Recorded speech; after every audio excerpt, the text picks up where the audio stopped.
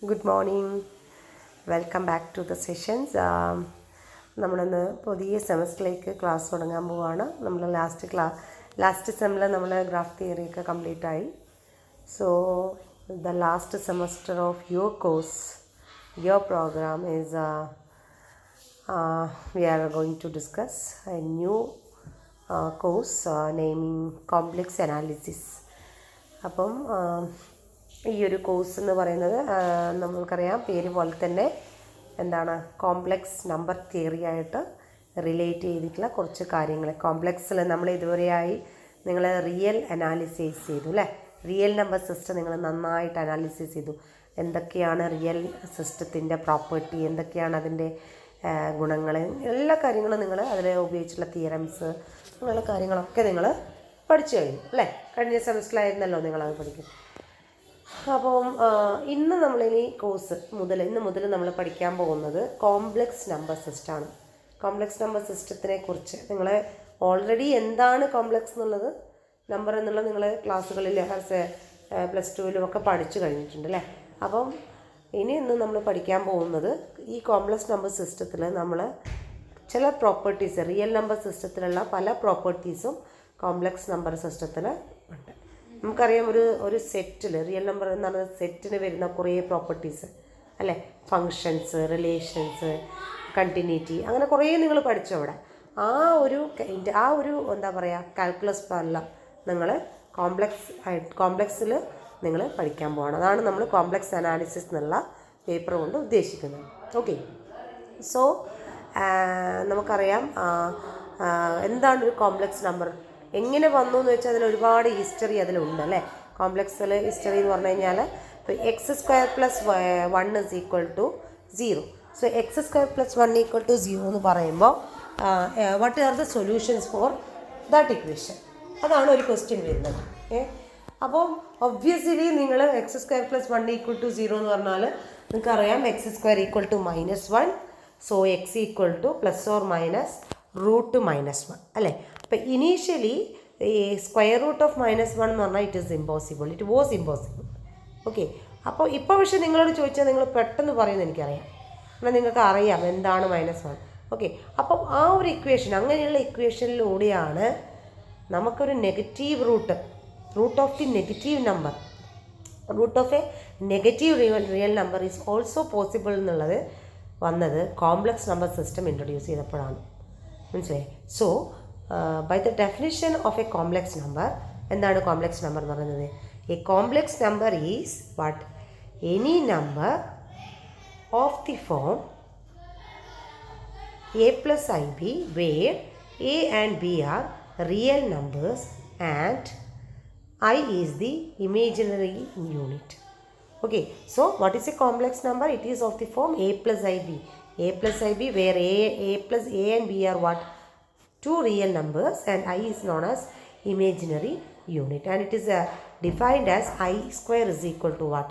-1 എന്ന തരത്തിലാണ് അത് നമ്മൾ എന്ത് ചെയ്യുന്നത്, ഡിഫൈൻ ചെയ്തിരിക്കുന്നത്. Okay, here a is called what?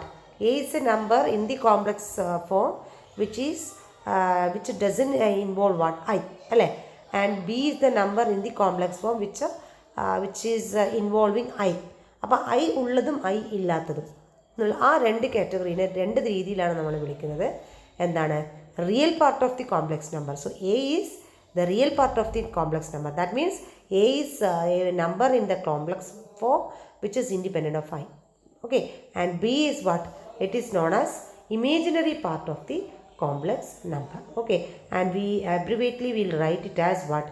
REZ and IMZ. നമ്മളെന്താ റീഡ് ചെയ്യുന്നത്? റിയൽ പാർട്ട് ഓഫ് Z എന്നും ഇമേജിനറി പാർട്ട് ഓഫ് Z എന്നാണ് നമ്മൾ റീഡ് ചെയ്യുന്നത്. For example, Z is equal to 3 - 4i. So in this case what is 3? 3 is the real part and coefficient of I, അതാണ് നമ്മൾ imaginary പാർട്ടായിട്ട് ഉപയോഗിക്കുന്നത്. So what is the coefficient in this case? It is -4i അല്ലേ. -4i ആണ് നമ്മളവിടെ വായിക്കുന്നത്. So what is the coefficient of I? It is -4. So we can say that 3 is equal to real part of Z and -4 is the imaginary part of Z. Okay, so here a real constant multiple of the imaginary unit is also called what? A pure imaginary number. For example, Z is equal to 6i is what? A pure imaginary number. Okay. അപ്പോൾ 6i എന്ന് പറയുന്നത് നമുക്ക് എന്താണ്? Complex നമ്പറാണ്. Where the real part is 0. Okay. Now, so I is the imaginary unit and we define it as what? I square equal to -1. Always remember that one. Okay. So I square is always equal to -1. Next definition is about equality of two complex numbers. So we say that complex numbers Z1 and Z2 where Z1 is equal to A1 plus IB1 and Z2 is equal to A2 plus IB2 are said to be equal. അപ്പോൾ എപ്പോഴാണ് Z1 equal to Z ആവുന്നത്? Whenever A1 is equal to A2 and B1 equal to B2. That means real part of the two complex numbers should be equal as well as imaginary part of the real numbers are complex numbers are equal. അപ്പോൾ രണ്ട് complex number equal ആവുന്നത് എപ്പോഴാണ്? അതിൻ്റെ real പാർട്ടുകൾ equal ആവണം, imaginary പാർട്ടുകളും equal ആവണം. അങ്ങനെയാണെങ്കിൽ നമ്മൾ പറയും എന്താണ്? Two complex numbers are set to be equal. ഇതിലൊന്നും പ്രത്യേകിച്ചിട്ട് ഒരുപാട് ഇൻ്റലിജൻസ് ഉപയോഗിക്കണമെന്നില്ല അല്ലേ? വായിച്ചു കഴിഞ്ഞാൽ മനസ്സിലാവുന്നതല്ലോ, ക്ലിയറാണ്. നെക്സ്റ്റ്, അപ്പം നമുക്കറിയാം നമ്മളൊരു സെറ്റ് ഡിഫൈൻ ചെയ്തു, the set of all complex numbers. Okay, usually ഞാനിതിൽ എഴുതിയിട്ടില്ല, നമ്മൾ സി എന്ന് പറഞ്ഞാലാണ് ആ സെറ്റ് ഡിഫൈൻ ചെയ്തിരിക്കുന്നത്. ഇങ്ങനെയാണ് നമ്മൾ വരക്കുക അല്ലേ? നമുക്കറിയാം റിയൽ നമ്പർ സിസ്റ്റത്തിന് നമ്മൾ ആറായിട്ടാണ് നമ്മൾ റിയൽ നമ്പർ സിസ്റ്റത്തിന് ഡിനോട്ട് ചെയ്യുന്നത്. കോംപ്ലക്സ് നമ്പർ സിസ്റ്റത്തിന് സി എന്ന് പറഞ്ഞിട്ടാണ് ഡിനോട്ട് ചെയ്യുന്നത്. Okay, so C is A set. Okay, അപ്പോൾ നമ്മളൊരു സെറ്റ് ഡിഫൈൻ ചെയ്തു. Okay, now we will define, we know that in real number system also we have arithmetic operation, right? So arithmetic operations are addition, subtraction, multiplication and division. So in the case of complex number system also we can define all these arithmetic operations. So they are, so addition എങ്ങനെയാണ് define ചെയ്യുന്നത്? Z1 plus Z2 എങ്ങനെയാണ്? Sum of the real parts plus I into sum of the imaginary part. അങ്ങനെയാണ് നമ്മളവിടെ add ചെയ്യുന്നത്. A1 plus A2 എന്ന് പറഞ്ഞാൽ sum of the real parts of Z1 and Z2. B1 plus B2 എന്ന് പറഞ്ഞു കഴിഞ്ഞാൽ sum of the imaginary parts of Z1 and Z2. Similarly, subtraction Z1 minus Z2 is defined as A1 minus A2 plus I into B1 minus B2. And the multiplication Z1 into Z2 എന്ന് പറഞ്ഞാൽ A1 plus I B1 into A2 plus I B2. It is usually നമ്മൾ രണ്ട് algebraic expression നമ്മൾ എങ്ങനെയാണ് multiply ചെയ്യാറ്? A plus B into C plus D എങ്ങനെയാണ് നമ്മൾ multiply ചെയ്യാറ്? അതേപോലെയാണ് ഞാനിവിടെ എഴുതിയിരിക്കുന്നത്. പക്ഷേ അതിനെ ഞാനൊരു കോംപ്ലക്സ് നമ്പറിൻ്റെ ഫോമിലേക്ക് മാറ്റി. ഒരു കോംപ്ലക്സ് നമ്പർ ഫോം എന്താണ്? ഒരു റിയൽ പാർട്ട് ഉണ്ടാവണം, ഒരു ഇമേജിനറി പാർട്ട് ഉണ്ടാവണം. അതിൻ്റെ അർത്ഥം എന്താ? ഐ ഉള്ള ഒരു ടേം ഉണ്ടാവണം, ഐ ഇല്ലാത്ത ടേം ഉണ്ടാവണം അല്ലേ? ഐ ഇല്ലാത്ത ടേമിനെയാണ് നമ്മൾ റിയൽ പാർട്ട് എന്ന് വിളിക്കുന്നത്. ഐ ഉള്ള ടേമിനെയാണ് നമ്മൾ എന്ത് വിളിക്കുന്നത്? ഇമേജിനറി പാർട്ട് എന്ന് വിളിക്കുന്നത്. അപ്പോൾ അങ്ങനെ ചെയ്യുമ്പോൾ ഇവിടെ നമ്മൾ ഈ രണ്ട് കോംപ്ലക്സ് നമ്പർ മൾട്ടിപ്ലൈ ചെയ്ത് കഴിഞ്ഞാൽ ഇത് ഐ ഉള്ള പാർട്ടും ഇതെന്താണ്? ഇതാണ് അല്ലേ? ഓക്കെ, ഇത് ഐ ഉള്ള പാർട്ടും ഇത് ഐ ഇല്ല ഇത് ഐ ഇല്ലാത്ത പാർട്ട്, അത് എൻ്റെ റിയൽ പാർട്ട്. ഇത് ഐ ഉള്ള പാർട്ട് അതിൻ്റെ imaginary part. Okay, next one is division. But Z1 by Z2 എന്ന് പറഞ്ഞാൽ എന്താണ്? A1 plus I B1 by A2 plus I B2 where A2 and B2 should not be 0. കാരണം division by 0 is not possible. Okay, അതുകൊണ്ട് തന്നെ നമുക്ക് എന്ത് ചെയ്യാം? നമ്മളിത് ഡിവിഷൻ ചെയ്യുന്നത്, ഞാൻ ഡിവിഷനെ കുറിച്ച് കൂടുതലൊന്നും ഇപ്പോൾ പറയുന്നില്ല, നമ്മൾ അതിന് മുന്നേ കുറച്ച് കാര്യങ്ങൾ പറയാനുണ്ട്. അപ്പോൾ മനസ്സിലാക്കാം. ഓക്കെ, ഇനി നമ്മൾ എങ്ങനെയാണ് ഡിവിഷൻ ചെയ്യാൻ പോകുന്നത്? അപ്പം ഞാനതിന് കുറച്ച് എക്സാമ്പിളൊക്കെ വെച്ചിട്ടുണ്ട്, അഡീഷനും മൾട്ടിപ്ലിക്കേഷനും വെച്ചിട്ട്. അടുത്തത്, the zero in complex number system is the number. നമുക്കറിയാം റിയൽ നമ്പറിൽ 0ൻ്റെയും 1ൻ്റെയും പ്രത്യേകത എന്താ? ഏത് നമ്പർ ആഡ് ചെയ്ത് കഴിഞ്ഞാലോ, ഏത് നമ്പർ 0ൻ്റെ കൂടെ ആഡ് ചെയ്ത് കഴിഞ്ഞാൽ അതേ നമ്പർ കിട്ടുന്ന ആ ഒരു പ്രോപ്പർട്ടിയാണ് എന്ത്? 0 എലമെൻ്റ് എന്ന് പറഞ്ഞാൽ അല്ലേ? റിയൽ നമ്പറിൽ 0 തന്നെയാണ്. കോംപ്ലക്സ് നമ്പറിൽ 0 ആരാണ്? 0 പ്ലസ് 0 ആയി. ബിക്കോസ് ഏതൊരു കോംപ്ലക്സ് നമ്പർ നമ്മൾ ആഡ് ചെയ്ത് കഴിഞ്ഞാലും ആ അതേ കോംപ്ലക്സ് നമ്പർ കിട്ടണമെങ്കിൽ അതിനെയാണ് നമ്മൾ എന്ത് വിളിക്കുന്നത്? 0 എലമെൻ്റ് എന്ന് വിളിക്കുന്നത്. നിങ്ങൾ ഓൾജിബ്ര പഠിക്കുമ്പോൾ ഗ്രൂപ്പ് എന്ന് പറയുന്ന കോൺസെപ്റ്റ് വരുന്നു. അവിടെ നിങ്ങൾ 0 എലമെൻ്റ് എന്താണെന്നും ഐഡൻറ്റിറ്റി എലമെൻറ്റ് എന്താണെന്നൊക്കെ നിങ്ങൾ പഠിക്കുന്നുണ്ട്. അഡിറ്റീവ് ഐഡൻറ്റിറ്റി എന്ന് പഠിക്കുന്നുണ്ട്, മൾട്ടിപ്ലിക്കേറ്റീവ് ഐഡൻറ്റിറ്റി ഒക്കെ പഠിക്കുന്നുണ്ട്. അപ്പോൾ ആ ഒരു സെൻസിൽ വരികയാണെങ്കിൽ എവിടെയും നമുക്ക് സീറോ അഡിറ്റീവ് ഐഡൻറ്റിറ്റി ഉണ്ട്, മൾട്ടിപ്ലിക്കേറ്റീവ് ഐഡൻറ്റിറ്റി ഉണ്ട്. ഇവിടെ അഡിറ്റീവ് ഐഡൻറ്റിറ്റി പറയുന്നത് 0+0y ആണ്. സിമിലർലി മൾട്ടിപ്ലിക്കേറ്റീവ് ഐഡൻറ്റിറ്റി എന്ന് പറയുന്നത് എന്താണ്? 1+0y ആണ്. എവിടെ പോയി? ഇവിടെ കൊടുത്തിരിക്കുന്നുണ്ട് 1+0y. ഓക്കെ, സോ ഇവിടെ ഇത് ഞാൻ കൂടുതലൊന്നും ഇവിടെ പറയുന്നില്ല. ഈ ഒരു പ്രോപ്പർട്ടി ഇവിടെ ജസ്റ്റ് ഞാൻ മെൻഷൻ ചെയ്യുന്നു, അത്രയേ ഉള്ളൂ. നെക്സ്റ്റ് ഞാൻ നിങ്ങളോട് പറഞ്ഞു ഡിവിഷൻ ഞാൻ കൂടുതൽ പറയുന്നില്ല. എന്തുകൊണ്ടാണെന്ന് വെച്ചാൽ അതിന് മുന്നേ കോൺജുഗേറ്റ് എന്ന് പറയുന്നൊരു കോൺസെപ്റ്റ് പറയാനുണ്ട്. എന്താണ് conjugate? Conjugate is what? It is the conjugate of a complex number z is obtained by what? Changing the sign of imaginary part. Imaginary പാർട്ടിൻ്റെ സൈന് മാറ്റാം. അതായത് പ്ലസ് ആണെങ്കിൽ മൈനസ് ആക്കാം, മൈനസ് ആണെങ്കിൽ പ്ലസ് ആക്കുവാണെങ്കിൽ ആ നമ്പറിനെയാണ് തന്നിരിക്കുന്ന കോംപ്ലക്സ് നമ്പറിൻ്റെ എന്തെന്ന് പറയുന്നത്? കോൺജുഗേറ്റ് എന്ന് പറയുന്നത്. അപ്പോൾ a+ib കോൺജുഗേറ്റ് എന്താ? a-ib. a-ib കോൺജുഗേറ്റ് എന്താ? a+ib. അപ്പോൾ റിയൽ പാർട്ടിൻ്റെ മാത്രം സൈന് ചേഞ്ച് ചെയ്യുക. ഇവിടെ ഒരു കാര്യം പ്രത്യേകം എനിക്ക് പറയാമെന്ന് വെച്ചാൽ പല കുട്ടികളും ഇവിടെ തെറ്റിക്കുന്നുണ്ട്. കാരണം അവരുടെ മനസ്സിൽ എന്താ എനിക്ക് തോന്നിയിട്ടുള്ളത് പ്ലസ് എന്ന് കാണുമ്പോൾ മൈനസ് ആക്കുക എന്നുള്ളതാണ് അവരുടെ മനസ്സിൽ. മനസ്സിലായില്ലേ? ഫോർ എക്സാമ്പിൾ ഞാനിപ്പോൾ പറയാം, 3+i ഇതിൻ്റെ കോൺജുഗേറ്റ് എന്താ? 3 - i. ഇതാരും തെറ്റിക്കില്ല, എനിക്ക് ഉറപ്പാണ്. പക്ഷേ ഞാനിതിന് പകരം -3+i കൊടുത്തോക്കട്ടെ. ചില കുട്ടികൾ എന്താക്കുമെന്നറിയോ? 3+i ആക്കും. അവരുടെ വിചാരം മൈനസ് ഉള്ളിടത്തൊക്കെ പോസിറ്റീവ് ആക്കാന്നുള്ള. അതല്ല കേട്ടോ അതിൻ്റെ അർത്ഥം. എന്താണ്?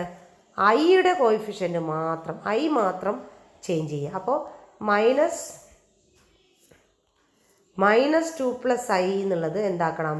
-2 -i ആയേക്കണം. ഓക്കെ, അല്ലെ -2 -i എന്താവും? അതിൻ്റെ കോൺജുഗേറ്റ്. ഇതിപ്പോൾ രണ്ടും ഒരേ പേർ. ഈ -2 -2iൻ്റെ കോൺജുഗേറ്റ് എന്തായിരിക്കും? -2+i ആണ്. ഓക്കെ, അപ്പോൾ ഈ -2 ഒരിക്കലും ചേഞ്ച് ആവുന്നില്ല അവിടെ. മനസ്സിലായില്ലേ? ഐൻ്റെ കോയിഫിഷ്യൻ്റ് മാത്രം ചേഞ്ച് ആവുക, സൈന് ചേഞ്ച് ചെയ്യുക. അങ്ങനെയാണ് അതിനെ കോൺജുഗേറ്റ് എന്ന് പറയുന്നത്. ഓക്കെ, ഇനി ഞാൻ പറയാം ഡിവിഷൻ ഡിഫൈൻ ചെയ്യുന്നത് ഇങ്ങനെയാണ്.